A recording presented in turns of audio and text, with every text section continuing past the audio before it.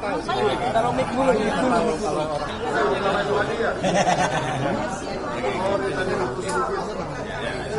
Oke, tadi nih agak tengah sini, coba melihat ikon. Nah, ikon bulu. Mic ikonik ini. Oh, kenapa ini kok nggak bisa? Nah, oke. Assalamualaikum warahmatullahi wabarakatuh. Terima kasih kepada rekan-rekan media yang sudah memenuhi undangan kami.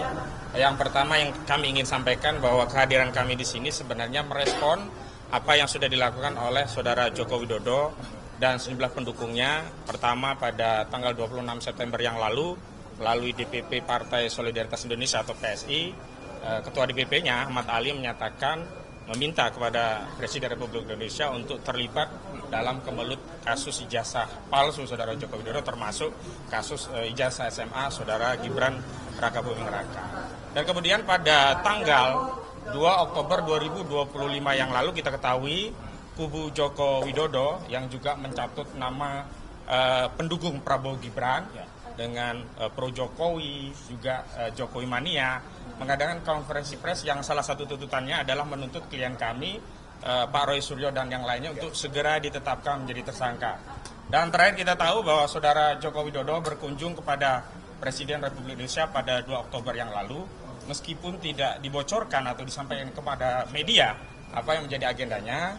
Kami menduga bahkan meyakini di antara agendanya adalah membahas soal ijazah yang hari ini masih menjadi kemelut, termasuk ijazah putranya yang saat ini menjadi Wakil Presiden Republik Indonesia yang bermasalah karena diduga tidak memenuhi syarat sebagaimana diatur pasal 169 huruf R Undang-Undang Nomor 7 Tahun 2017. Baik, yang pertama ingin kami sampaikan adalah pertama begini kepada Pak Presiden Prabowo Subianto juga seluruh pendukungnya, kami tegaskan bahwa advokasi terkait mengungkap ijazah Saudara Joko Widodo ini tidak ada hubungannya dengan Presiden Prabowo Subianto, baik secara pribadi apalagi sebagai pejabat kepala negara sekaligus kepala pemerintahan. Sehingga kami memahami bahwa narasi Prabowo Gibran yang dilibatkan dalam press conference yang dilakukan oleh pendukung Joko Widodo yang diantaranya menuntut klien kami untuk segera ditetapkan tersangka adalah narasi yang ingin meminjam kekuasaan untuk terlibat mendukung Saudara Joko Widodo dalam kemelut ijazah palsunya. Kami tegaskan bahwa kasus ijazah palsu ini hanya dan untuk atas nama Saudara Joko Widodo, tidak ada kaitannya dengan Presiden Republik Indonesia hari ini yakni Prabowo Subianto, baik secara pribadi maupun kelembagaan. Selanjutnya kami ingin tegaskan bahwa klien kami ada temuan baru melalui data yang ditemukan di Komisi Pemilihan Umum, yakni data ijazah yang sudah dilegalisir yang itu merupakan milik Saudara Joko Widodo yang pernah digunakan untuk kontestasi Pilpres pada tahun 2019 yang lalu.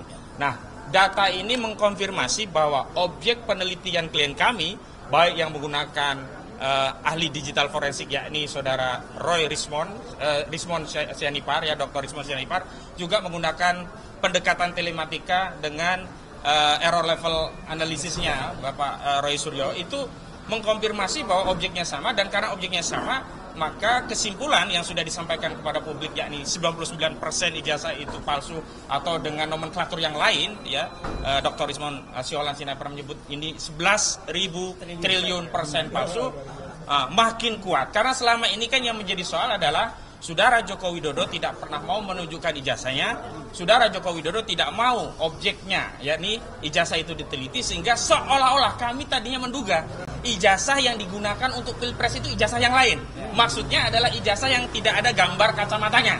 Tapi dengan penemuan dari Bonatua Silalai bersama Pak Roy Suryo itu mengkonfirmasi bahwa objek yang diteliti itu sama. Walaupun kami tidak menggunakan istilah identik lah. Biar identik itu kewenangan dari Bareskrim, tapi objeknya sama. Sehingga kalau objeknya sama, kesimpulannya juga sama, maka ijazah ini jelas palsu. Baik dengan pendekatan 99% dengan ELA maupun 11.000 triliun dengan analisis digital forensik.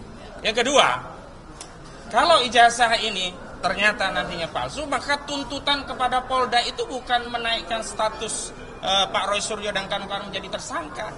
Justru konstruksi hukumnya, tuduhan pencemaran nama baik 310 KUHP dan juga tuduhan fitnah 311 KUHP yang dianggap itu terjadi karena objek ijazahnya itu disebut palsu. itu gugur atau harus dihentikan, atau bahasa hukumnya di SP3.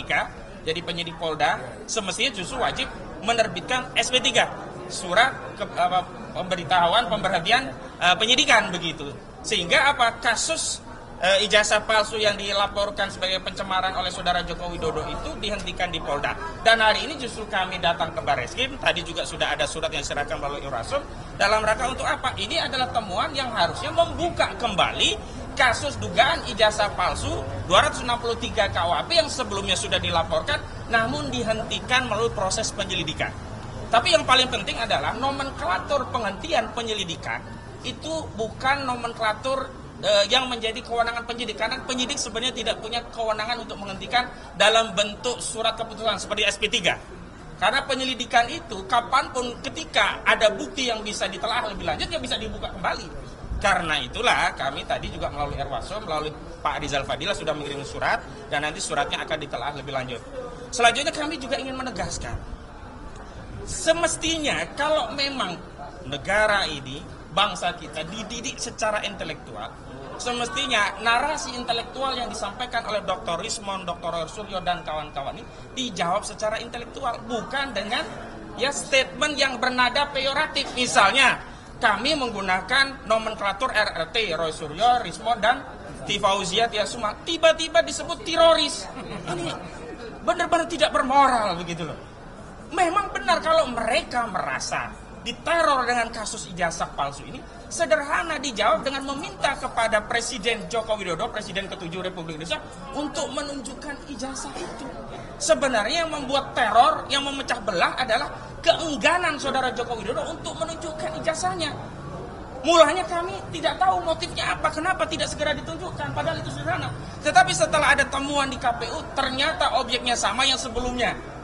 Sandi dari PSI itu mengatakan itu bukan diperoleh dari Presiden Joko Widodo yang Presiden ke-7 ini, kami anggap tadinya ada produk lain. Tapi kalau ternyata produknya sama, wajar kemudian saudara Joko Widodo enggan atau tidak mau menunjukkan ijazah yang sudah dikualifikasi palsu melalui penelitian. Dan saya juga ingin tegaskan demikian. Intervensi daripada masyarakat kepada institusi kepolisian itulah yang menjadi masalah di negeri ini. Karena itu tidak layak orang-orang yang mengaku pendukung Jokowi ini mengintervensi Polda untuk meminta-minta klien kami untuk dinaikkan tersangka. Justru sebaliknya hari ini Polda semestinya menghentikan penyidikan di Polda dan Barreskrim justru harus membuka kembali penyelidikan dugaan ijazah palsu melalui pasal 263 KUHP. Kenapa demikian? Karena mereka yang konferensi pers pada tanggal 2 Oktober yang lalu itu tidak punya legal standing. Statement tentang minta untuk naik status tersangka pada kasus pencemaran setidak-tidaknya baru bernilai kalau itu disampaikan langsung saudara Joko Widodo, karena dia selaku pelapornya yang merasa dicemarkan, direndahkan serendah-rendahnya, dihinakan seindah-indahnya, bukan gerombolan mereka yang kemarin kompres begitu. Atau setidaknya kuasa hukum. Dan kami komunikasi baik dengan kuasa hukum saudara Joko Widodo relatif elegan, tidak mengambil porsi yang bukan porsinya. Ini siapa mereka-mereka ini? Tapi karena mereka sudah berstatement di depan publik, bahkan terakhir mau demo dengan paket bikini, nah kami perlu merespon itu agar tidak dianggap kalau kami diam dianggap pembenaran atau persetujuan terhadap konferensi pers mereka. Dan terakhir, kami menghimbau kepada Bapak Presiden Prabowo Subianto yang sebelumnya juga pada tanggal 4 dikunjungi oleh saudara Joko Widodo. Bapak, kami memang butuh negara hadir. Tetapi kehadiran negara bukan mendamaikan kebatilan dengan kebenaran. Bukan kemudian diminta berkompromi bahwa ini ijazah palsu anggap saja asli. Tidak. Tapi jika ingin membantu rakyat ini, tolong mintakan kepada Presiden ke-7 Republik Indonesia, saudara Joko Widodo, untuk menunjukkan ijazahnya.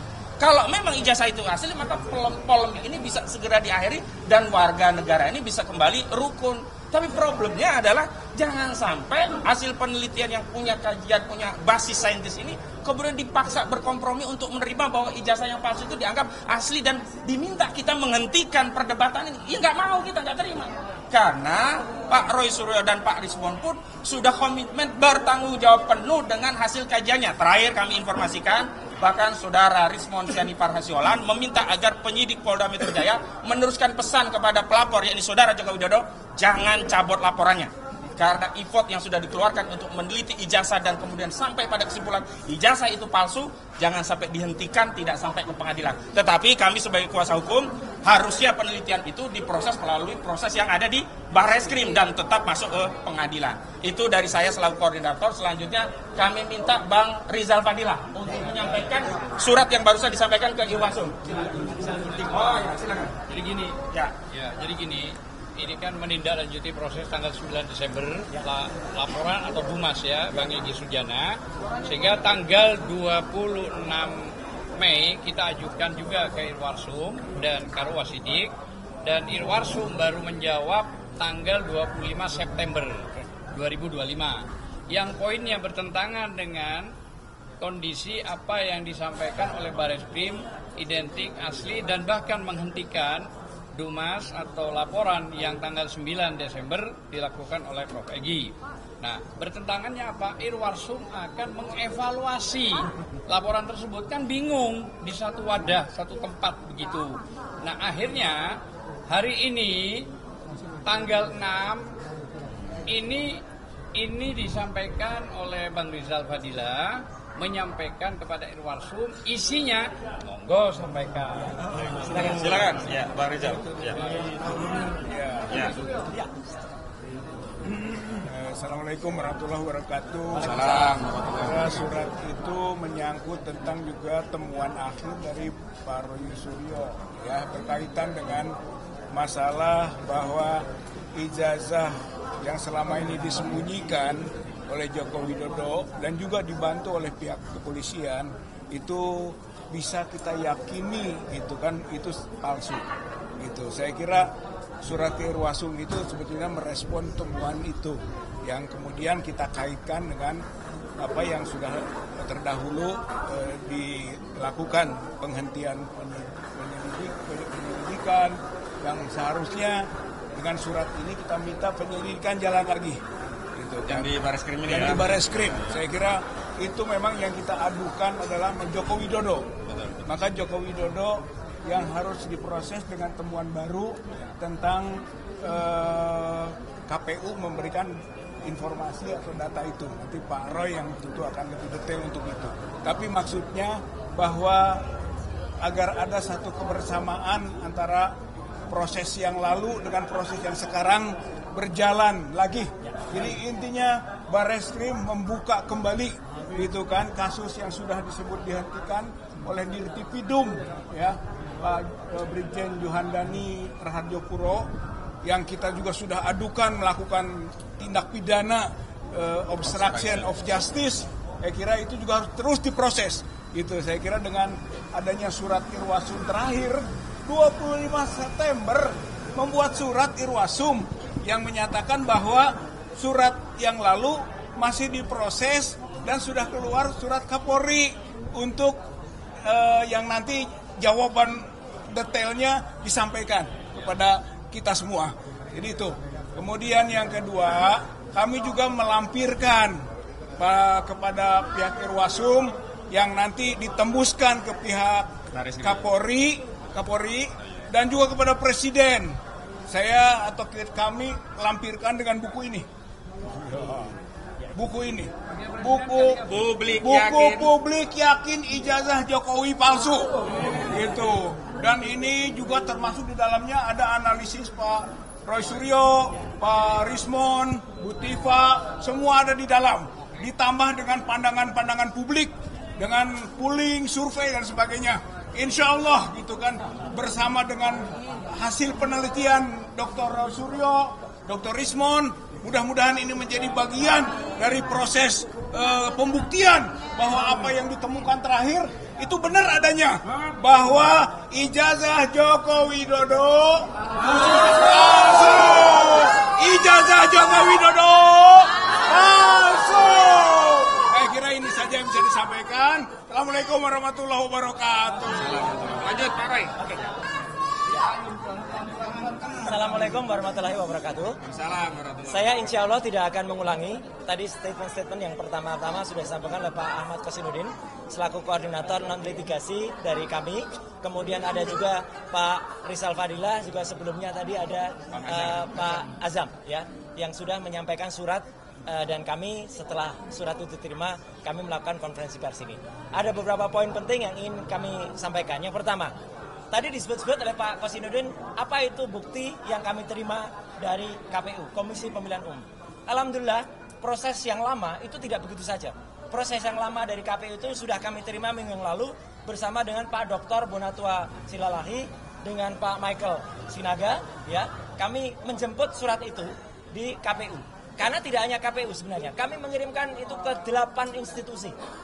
Termasuk diantaranya KPU Pusat, KPU DKI Jakarta, KPU Solo, dan beberapa tempat lain. Termasuk juga ke ANRI, ya, Arsip Nasional Republik Indonesia dan tempat lain. Semuanya adalah harus memegang arsip itu. Karena seorang presiden yang kemudian sudah mencalonkan diri selaku calon presiden waktu itu dan calon wakil presiden itu pasti selalu ada pertinggal suratnya. Tidak mungkin tidak ada. Dan analisis kami adalah menggunakan analisis yang sudah pernah digunakan, penampakan itu ketika pertama kali ditunjukkan oleh Dr. Sigit Sunarta tahun 2022 di kampus Unas Gajah Mada. Yang terakhir lucunya, oleh Rektor UGM tidak berani ditampilkan lagi. Padahal itu penampilan pertama. Penampilan kedua adalah ketika seorang kader partai, ya, partai gajah itu ya, partai yang nggak punya ijazah itu, ya, itu menampilkannya di akun Twitter, di akun X pada tanggal 1 April 2025. Hanya justru dialah justru sebenarnya, meskipun yang ditampilkan itu adalah asli, tapi dialah yang harus kenakan sebenarnya pasal 32 atau 35 Undang-Undang ITE. Karena dia membuat tidak tepatnya gambar itu dibuat miring. Tidak miring, dibuat miring itu berarti dia melakukan rekayasa. Apapun itu, gambar-gambar itu adalah similar. Ya, similar itu mirip. Akhirnya yang mirip itu kemudian kami cross-check dengan penampilan dari Bareskrim. Jadi yang kami gunakan sebagai bukti sahih adalah yang ditampilkan Bareskrim, meskipun itu hanya berupa fotokopi dan terlipat. Tapi meskipun berupa fotokopi dan terlipat, itu ditampilkan di institusi resmi milik negara, yaitu Bareskrim. Itu kemudian kita analisis, kita perbandingkan dengan tampilannya, dan kita analisis dengan temuan ketika kami ke KPU menerima langsung itu dari KPU, dan itu sudah saya periksa juga sebelum saya berangkat kemarin ke Solo dan ke Malang, ya, itu adalah identik. Artinya apa? Hasil penelitian kami dalam buku setebal 700 halaman Jokowi's Paper, dia mengatakan 99% ijazah itu palsu. Berarti kesimpulannya, apa yang dikumpulkan oleh Jokowi di KPU dan insya Allah di tempat lain adalah palsu juga. Jadi itu yang paling penting, 99,9% ijazahnya adalah palsu. Dengan demikian, maka kami sangat menghormati, mengapresiasi apa yang disampaikan oleh mantan Kabareskrim, ya, Pak Susno Dwaji, dalam acara di salah satu TV bersama dengan Pak Herman, yang mengatakan kasus di Polda Metro Jaya harus dihentikan karena tidak sesuai dengan apa yang karena ijazahnya tidak terbukti asli. Kalau ijazahnya palsu, berarti apa? Berarti pasal pencemaran nama baik, apalagi penghinaan, fitnah itu juga tidak ada. Justru kasus yang ada di Bareskrim ini harus dibuka kembali. Maka surat itulah tadi. Jadi nyambung ya kronologinya. Surat itu tadi yang diberikan. Dan ini saya tambahkan sedikit ya. Alhamdulillah saya barusan saja hari Jumat yang lalu dari kota Solo. Solo itu kota tempat, dan di Solo itu kami berada di Kertopuran, daerah tempat, dan kami berada di Gedung Umat Islam, ya, itu gedung yang sangat bersejarah, perkembangan umat Islam dekat Keraton Surakarta di Ningrat, ya, di kawasan Baluarti. Kami mengadakan bedah buku, diikuti oleh ratusan orang, ada sekitar hampir 300 orang, dan sukses. Dan di kota Solo yang kami tadinya khawatir, wah jangan-jangan kami menemukan penolakan, tidak sama sekali. Justru di sana masyarakat mengeluhkan, mulai dari saya turun di bandara, ya, sampai dengan kemudian kami makan sate, ya, di satu tempat, ya, itu semua masyarakat mengeluhkan, bahkan masyarakat minta tanda tangan, minta bukunya kemudian ditandatangani lagi dan lain sebagainya. Dari Solo perjalanan saya jalan darat ke Malang. Alhamdulillah di tengah jalan ketika kami melakukan sholat zuhur, ketika kami berhenti sholat asar, dan hampir sampai di kota Malang kami berhenti di rest area di Batu. Masyarakat rata-rata itu menunggu, ya, hasil ini, dan mereka melakukan apresiasi dan mereka menyampaikan salam kepada semua teman-teman tim hukum, ya. Karena waktu itu saya hanya bersama Dr. Tifa dan saya bersama Pak Refli Harun, ya, juga bersama teman yang lain. Ada satu teman lain lagi. Alhamdulillahnya saya Malang. Kenapa saya ini penting, ya? Malang malam sebelum kami datang, kami mendapat kabar bahwa sekelompok orang melakukan persekusi. Sekelompok gerombolan orang melakukan, padahal itu adalah ceramah keagamaan yang tadinya dilaksanakan oleh Gus Nur. Kemudian ada Gus Raimon, ada juga Gus Arif, itu dibubarkan, dijaga oleh mereka pada malam hari itu. Jadi nggak boleh. Ini jahat sekali. Ini benar-benar jahat. Padahal kami sudah mendapat izin. Ya, akhirnya malam hari itu juga kami ke Polres dibantu salah satu hanya bergerak sendiri-sendiri ya. Kami kemudian sampai kepada Polres dan kami sampaikan bahwa apa yang kami lakukan itu sudah sah. Alhamdulillahnya ini yang harus diketahui ya, karena narasi yang beredar kami dibubarkan. Pagi harinya alhamdulillah kami melangsungkan acara itu dengan sukses dan lancar banget di salah satu gedung, salah satu hotel yang ada di sana, tempat yang sama yang kami rencanakan. Lancar. Dan yang paling penting ya, dan juga teman-teman yang lain ya, Pak Azam dan lain sebagainya, itu harus diwaspadai. Kenapa? Apa yang mereka ancamkan, ya, mereka kemudian mendesak-desak Polda Metro Jaya itu sama sekali tidak benar. Ya, itu melanggar hukum. Apalagi ada, saya langsung ingat ketika seorang perempuan di sana, ya, itu mengancam akan melakukan tindakan dengan melakukan porno, itu pelanggaran terhadap Undang-Undang Nomor 44 tahun 2008 khususnya di pasal 4 ayat 2. Saya kebetulan adalah narasumber juga di undang-undang itu. Ya gitu, ketika sebelum menjadi anggota DPR. Itu adalah tindakan yang melakukan porno aksi. Porno aksi adalah bagian dari pornografi. Dan itu kalau diterus-teruskan, itu bisa menjadi tindakan asusila nantinya. Ya, tahu nggak gambarnya asusila? Asusila itu kayak gini nih. Ini asusila ini. Seperti apa? Asusila. Asusilo. Itu ya. Jadi mereka mau masuk asusila. Ya. Jadi kita tolak keras. Ayo rakyat Indonesia, ya jangan biarkan mereka melakukan tindakan porno aksi dan asusila semacam ini. Ya, dari asu. Ya, dimulai ini. Jadi mohon maaf sudah azan. Jadi kita sampaikan kami melakukan tindakan yang terstruktur dan terukur, kami sampaikan surat dan insya Allah kami mohon doa restunya rakyat Indonesia. Mari kita teruskan masalah ini di Barreskrim dan kemudian yang ada sampai ke pengadilan di Barreskrim. Tapi yang sesuai dengan ada yang himbauan dari semua termasuk mantan Kabar Reskrim yang ada di Polda Metro Jaya harus di SP3. Sekian, terima kasih. Wassalamualaikum. Salinan dari KPU dikasih. Jadi itu kabar bohong ya. Kalau ada orang-orang yang oh iya, itu nanti kita berikan sebagai salah satu modul. Oke. Nah ini ya. Meskipun ini kami pertanyakan, ada beberapa kok ditutupi. Jadi uji konsekuensinya itu lagi kita bersurat lagi dengan Pak Bonatua dan Mas Michael itu yang ada di belakang sana. Kita lagi pertanyakan dan apalagi ini legalisasinya ini kan tahun 2019. Kita bersurat juga untuk yang legalisasi tahun 2014 itu juga kita minta, legalisasi tahun 2005 di Jakarta, legalisasi tahun 2010 yang ada di Solo juga kita minta. Ini juga kita lampirkan. Ya. Oke, saya kira itu dari saya. Kalau ada sekarang Bang Medi dulu. Nah, Bang Medi, kemudian Bang Jagir. Bang Jagir dulu atau Bang Medi?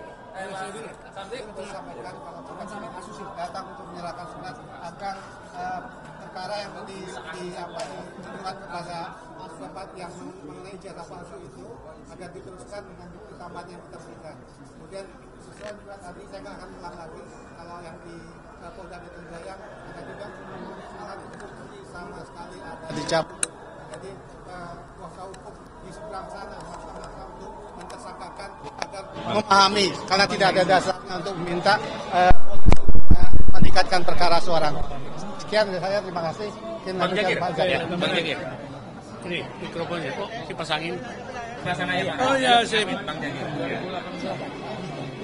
Oke, rekan-rekanku, tadi rekan-rekanku yang lain sudah menyampaikan hal-hal yang penting, bahkan sangat penting. Kita hari ini ada di Barreskrim, seperti dijelaskan oleh rekan Koji dan Pak Riza Padilla tadi, udah jelas tujuan kita sini apa.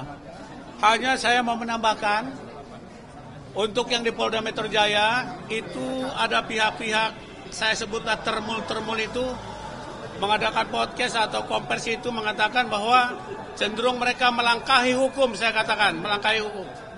Tidak ada seorang advokat mengatakan si A harus ditangkap, si B harus ditahan, si C harus begini. Itu advokat yang ngawur namanya. Undang-undang advokat mengatakan kita di oposisi menepilih. Mendampingi klien kita harus mengikuti koridor. Jangan lupa di Polda Metro Jaya itu laporan dari pihak Pak Jokowi itu 30 April 2005. Betul? Baru berapa bulan? Banyak perkara tahunan di Polda Metro Jaya tidak berjalan. Tidak mungkin ini tiba-tiba berjalan lebih cepat. Semua sama di depan hukum. Oleh sebab itu rekan-rekan dari sana, baik yang namanya termula atau siapapun itu, jangan mendahului hukum yang berlaku ya. Kehormati sesama hukum. Apalagi Anda, saya ketahui tidak punya legal standing. Ini info A1. Tidak boleh mengatasnamakan seseorang siapapun itu di bangsa ini dan bicara di konferensi pers dan terbuka seperti itu. Advokat kita dilindungi oleh undang-undang advokat, officium civile, profesi kita hormat. Oke, sebab itu sekali lagi saya tekankan, siapapun yang mengadakan konferensi pers tentang hal Polda Metro Jaya harus berkaca kepada undang-undang. Laporan itu baru masuk tanggal 30 April 2005. Sekarang baru berapa bulan? Perkara saya ada 5 di Polda Metro Jaya, 2 tahun nggak mandek. Ini sekaligus juga sesuai dengan misi Pak Roy Suryo dan Rismon dan Tipa. Polri ini memang perlu dievaluasi sekaligus. Ini kita ada di Bareskrim ini sekaligus reformasi penanganan perkara-perkara yang ada di kepolisian. Jadi program kita ini program berkesinambungan, bukan hanya untuk TPPU, TPUA, bukan di Polda, tapi semua kinerja Polri sekaligus kita amanahkan di sini. Ada Mas Roy soalnya di belakang saya juga, hanya Bang Rismon ada, nggak tahu di mana, di kampungnya barangkali. Tapi mendengar itu. Apa ini pesan untuk Pak Mahfud MD, Ketua Reformasi? Ya sekaligus, Ketua Reformasi Pak Mahfud MD dengarkan. Katanya Polri, kepolisian mau direformasi, monggo, kita senang sekali. Jadi tidak ada perkara yang 2 tahun mandek di Kamlek juga. Gitu. Saya kira begitu dari saya ya, penegasannya aja saya. Penegasan saya hari ini, mungkin ada yang mau tambahkan, monggo. Jangan lupa, sedikit aja, sedikit. Maaf ya, sedikit aja. Jadi ada 2 istilah yang penting yang juga ini silahkan dicatat hari ini. Jadi kemarin kita mengapresiasi juga ya sebuah kejadian, tapi sebenarnya kita pertanyakan itu tujuannya apa? Karena ada gerakan namanya MBG. MBG dilakukan oleh Abu Bakar Basir. MBG itu menasehati bapaknya Gibran. Ya. MBG itu menasehati bapaknya Gibran. Ya, dia dinasehati dan harus bertobat. Yang kedua adalah kita menolak keras apa yang tadi mau diancamkan asusila ini ya.